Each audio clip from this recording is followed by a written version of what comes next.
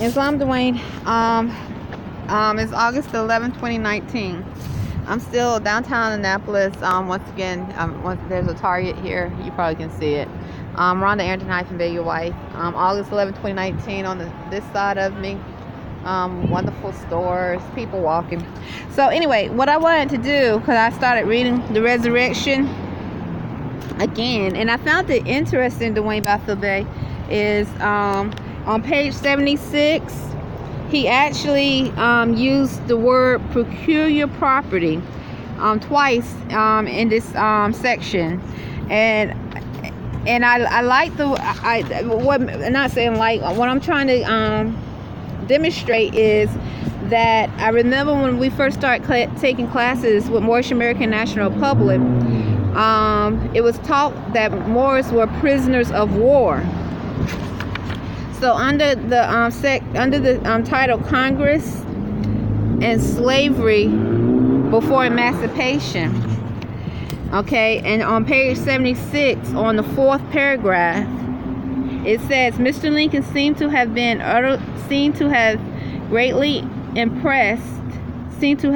greatly impressed with the idea that emancipation would be considered less arbitrary and objectionable if it carried with it compensation for the slaveholders' peculiar property.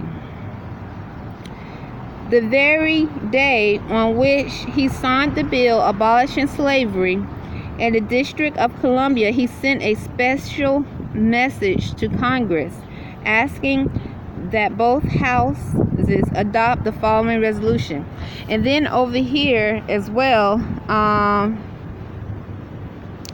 on page 77 in the third paragraph, it says right here, it says Congress had provided for the confiscation of such slaves held in the Confederate States as were permitted or forced to work on fortifications or other defenses designed to aid the rebellion.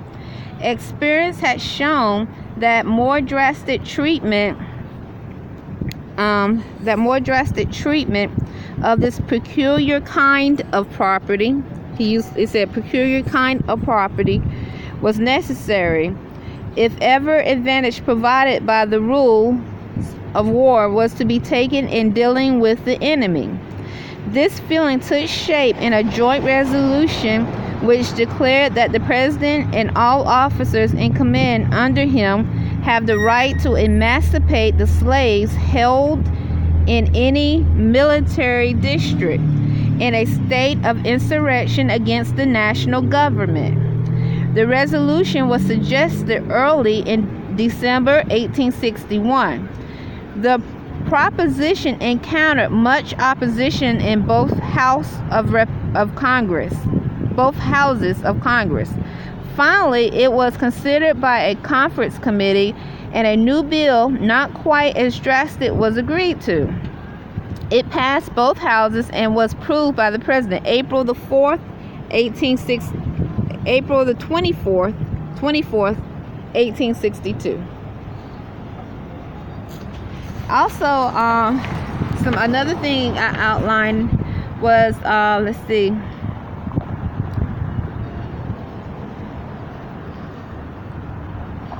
He states on 78, the discussion on 78, right here, I'll slow it down, the video, me moving the camera for the video. He says the discussions on some of the foregoing bills were fine samples of prejudicial, faint-hearted, and pessimistic statesmanship. All sorts of dire calamities were predicted because of an affirmation of the right of emancipation as a war measure. So once again, it says all sorts of dire calamities were predicted because of an affirmation of the right of emancipation as a war measure. All these predictions were uttered by Northern men. To expect to reconstruct the republic with out the institution of slavery was pronounced the dream of a madman. So they had little faith in what Abraham Lincoln was trying to implement. They had very little faith, according to this paragraph. In fact, the pent-up evil spirit of slavery uttered its most bitter denunciation on the eve of its being cast out of the national body. Okay? Then, now I'm on the subject. It says Lincoln and Reconstruction, the last speech of Lincoln.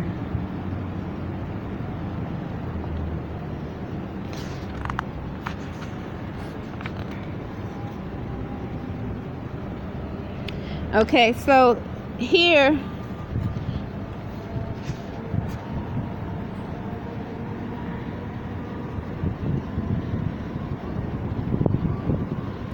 this is when he goes to Louisiana, New Orleans.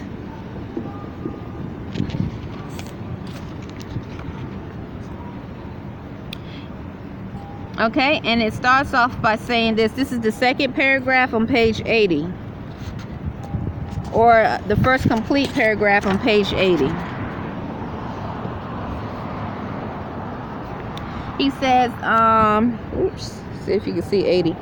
He says Mr. Lincoln proposed to establish a state government wherever there should be found a population loyal to the Union sufficient to cast a vote equal to 1/10 of that cast at the presidential election in 1860. As a partial result of this plan, what was called a Free State Convention met in New Orleans January the 8th, 1864. General Banks, in command of the military district, on the request of this convention, asked an election for state officers to be held on Washington's birthday. Michael Hahn, one of the two congressmen before mentioned, was elected governor. Mr.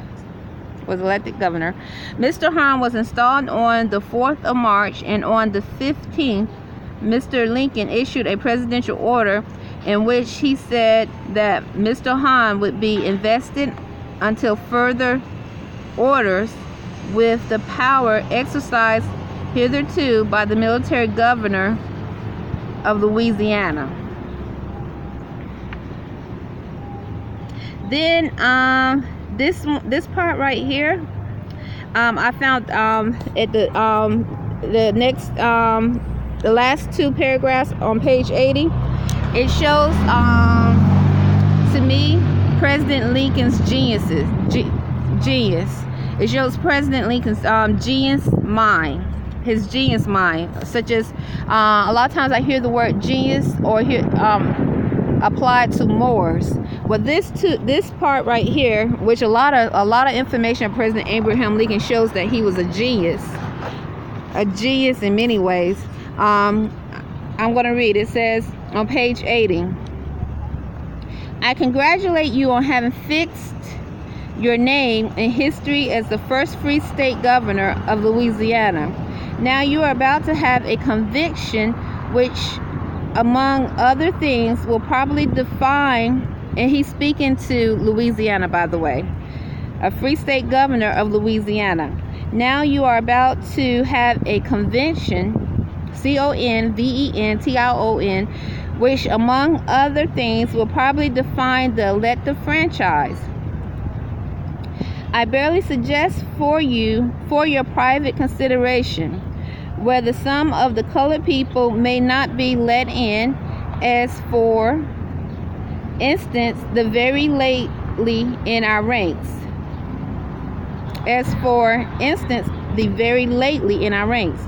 They would probably help in some trying time in the future to keep the jewel of liberty in the family of freedom, Islam. And then he said, and speaking on this letter, James G. Blaine said, it was perhaps the earliest proposition from any authentic source to endow the Negro with the effective answer to those who subsequently attempt to use Mr. Lincoln's name in support of policies which his intimate friends instinctively knew would be abhorrent to his unerring sense of justice. Okay, so I thought that was a demonstration of his genius mind. Then it says here, Louisiana, it says on page 81. Oh, excuse me. This Pelsian just walked by with a dog, and I still smell the dog. Phew. Oh, is that another dog? Anyway, Louisiana's Reconstruction was continued by the adoption of a new constitution, which forever prohibited slavery. The vote on this document, though small, met the president's requirement of 10% of the last presidential vote. So I'm going to say that again. It says Louisiana's Reconstruction was continued by the adoption of a new constitution, which forever prohibited slavery. The vote on this document, though small, met the president's requirement of 10% of the last presidential vote. Following the example of Louisiana, an effort was made to reconstruct Arkansas. A loyal government was chosen. An anti-slavery constitution was adopted, and 2 United States senators elected. These men were refused their seats by the Senate, and Congress took a hand at Reconstruction by passing a bill having that purpose. The upshot of this plan was that no state that had been in rebellion could secure representation in Congress. Islam, once again showing how Abraham Lincoln was a genius. He was a genius, and the word genius is definitely applied to many Moors.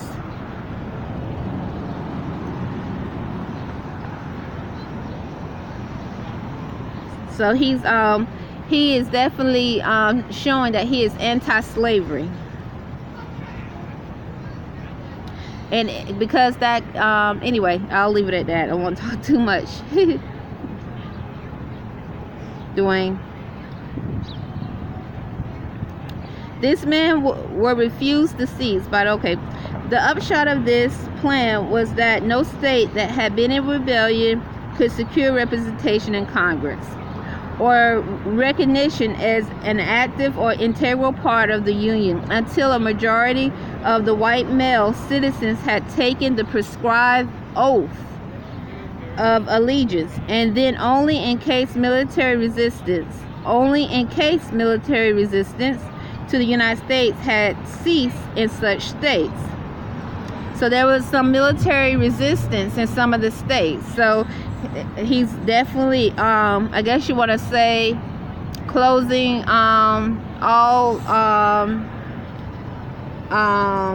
he's smoothing it out through law. I guess that's what I'm seeing. It's like sealing a fortress.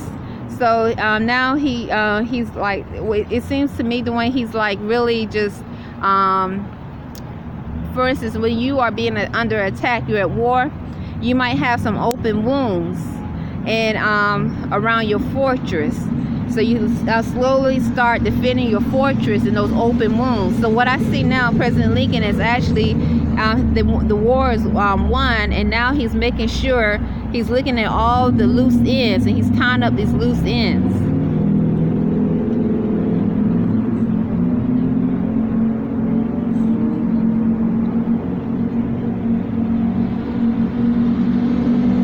And one of the loose ends is demonstrated that some of the military in some of these states, because some of these states were they were still in rebellion or resistance to emancipation. In addition, collateral provisions of various kinds were to be observed. The bill passed in the closing days of Congress. It was ordered It was considered a rebuke to President Lincoln, and a condemnation of his Reconstruction efforts.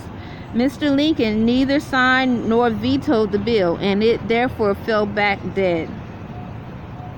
The country was on the verge of the presidential election in 1864. This is the second paragraph in 81. Congress not being in secession, what might have been a conflict between the executive and legislative branch. Someone just drove by, and it's like he had a radio saying we already paid, and you know that's a lie. They don't pay for nothing. If they pay for something, then they need to demonstrate it, because if they pay for something, they need to demonstrate it where therefore they can show some power. Otherwise, they're not showing any power. All I see is a lot of spirits that are slaves and being used as weapons of mass destruction, and that's what's being demonstrated in videos. Those that are being used as slaves and also being used as weapons as mass destruction. Slave breeding.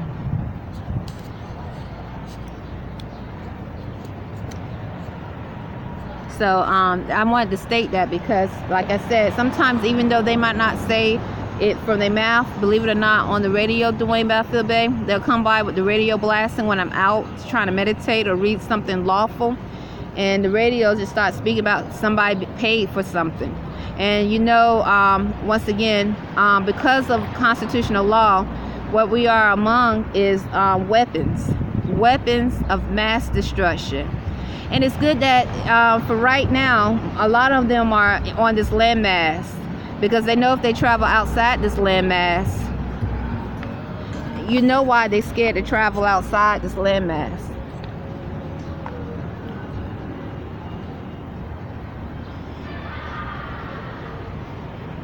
So anyway, I'll leave it at that. Two men, however, Henry Renter Davis of Maryland and Benjamin F. Wade of Ohio, one of the representatives and the other, but thank goodness for the president, and the other senator, issued a rather fierce protest against the president's plan, but it had no perceptible effect on the election. I'm going to start again with this paragraph, because what this is showing, Arrington-Bey, in this paragraph, in the second paragraph on 81, is showing that the people are starting to have faith in President Abraham Lincoln's plan of emancipation. The Congress was on the verge of the presidential election of 1864. Congress not being in secession, what might have been a conflict between the executive and legislative branches of the government was thus avoided. Two men, however, Henry Winter Davis of Maryland and Benjamin F. Wade of Ohio, one a representative and the other a senator, issued a rather fierce protest against the president's plan, but it had no perceptible effect on the election. But this time the people were beginning to have more faith in Mr. Lincoln than they had in the politicians or the extremists in Congress. Okay? When Congress met in December 1864, Mr. Lincoln ignored the controversy in his message. Congress, however, was not so willing to forgive and forget, and proceeded to pass a joint resolution declaring that certain states were not entitled to representation in the electoral college.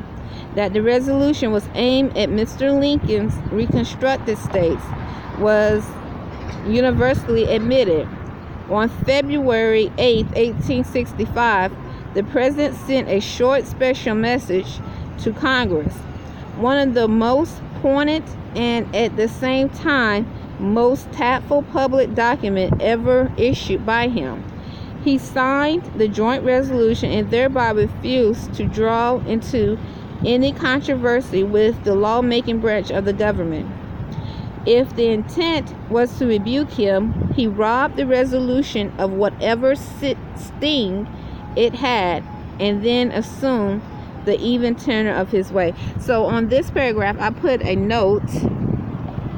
This is the last paragraph on page 81, because it's showing that now President Abraham Lincoln is fighting legislative branch to keep this implementation of emancipating slaves.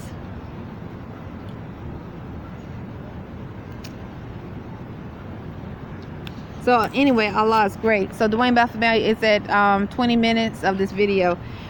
I'm going to stop there with that reading. And I'm thankful I read that, because I was going to read another section of the Resurrection book, but I skipped to this section about President Abraham Lincoln, Islam. Rhonda Arrington-Bey, August 11, 2019.